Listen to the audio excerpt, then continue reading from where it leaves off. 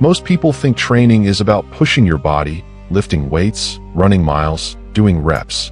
They think it's about effort. That's why they never become dangerous. Real training is not about muscles. It's about breaking who you are and rebuilding from nothing. The White Room is not a gym. It's a furnace designed to erase every weakness you've been hiding from yourself. If you've ever wondered why you keep failing, why you cannot stay consistent, why no matter how hard you work, you feel stuck, it's because you've never been stripped to your core. You've been training on top of your excuses. In the White Room, there is no comfort, no escape, no mercy. You are not given motivation. You're given nothing. That's where real transformation starts. Don't chase growth. The first rule of White Room training is brutal. You do not grow by adding. You grow by taking away. Most people try to improve by adding routines, hacks, supplements, but they never remove the things that weaken them. Your phone, junk food, toxic friends, pointless entertainment. These are not small distractions. They are chains around your neck. In White Room, comfort does not exist. You are stripped of everything, even your identity. This forces you to face raw reality with no numbing escape. Start small, but deadly serious. One room, no phone, no music, just you and silence. When you feel that itch to escape, to grab your phone or distract yourself, that's the exact moment you're in training. Every time you sit with discomfort instead of running, you are breaking a layer of weakness inside you. Most people never last because they confuse comfort with happiness. You must learn to starve your weaknesses until they die. Motivation is a drug. You feel good, you act. You do not feel good, you quit. That's why most people are trapped in cycles of starting and stopping. White Room training kills motivation there. You do not act because you feel like it. You act because not acting means death.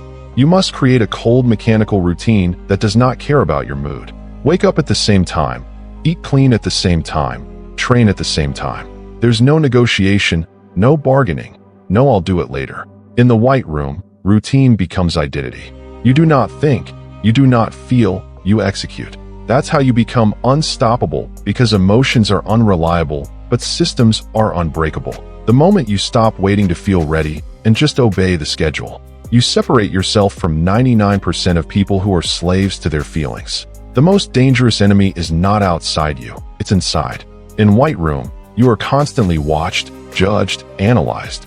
Every flaw, every hesitation is exposed. In the real world, no one's watching you like that. So, you stay blind to your weaknesses. You must become your own observer. Journal every night. Analyze your decisions without ego. When you mess up, do not justify it. Don't sugarcoat it.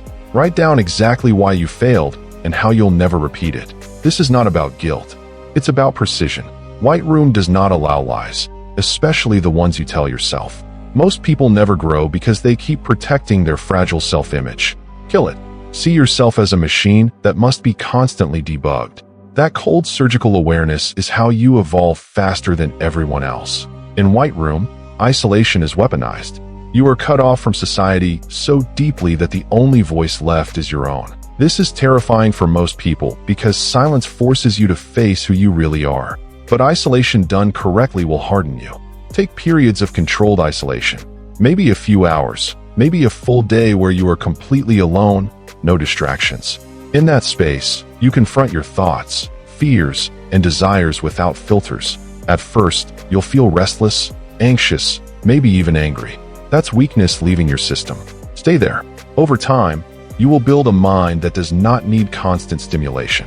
Most people are terrified of being alone with themselves, which is why they'll always be followers, never leaders. White Room warriors walk alone, not because they hate people, but because they do not depend on them. White Room trainees do not need someone yelling at them to push harder. Their own mind is the loudest voice in the room. The truth is, external pressure is weak. Once the coach leaves, the pressure dies. You must create internal standards so high they scare you. Hold yourself accountable with brutal consequences. If you skip a workout, you lose something you value.